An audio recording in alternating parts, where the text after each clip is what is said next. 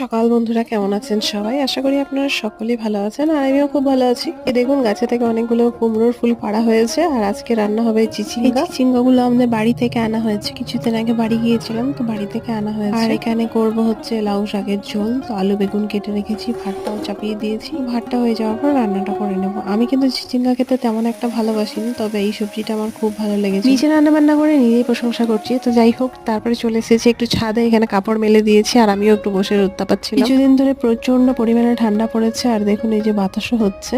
তো দুপুরের খাওয়া দাওয়া সেরে এখন বেরিয়েছি একটু হাঁটতে, দুজনে মিলেই বেরিয়েছি। কোয়ার্টার থেকে বেরিয়ে চারিদিকে এরকম শালবন দেখতে পাওয়া যায়। এখানে প্রচুর শাল গাছ রয়েছে, আমি কখনোই এরকম শাল গাছ দেখিনি। আমাদের ওইদিকে যেমন অনেক ধরনেরই গাছ দেখতে পাওয়া যায়, মানে বনে বিশেষ করে, তবে এখানে শাল গাছের পরিমাণটা অনেক বেশি আছে। তো এখন আমরা বাড়ি ফিরে যাচ্ছি। আর ব্লগটি ভালো লাগলে পরে লাইক শেয়ার কমেন্ট করবেন। তো চলুন, আজকের মতো টাটা, আবার চলে আসবো নতুন একটি মিনি ব্লগ নিয়ে।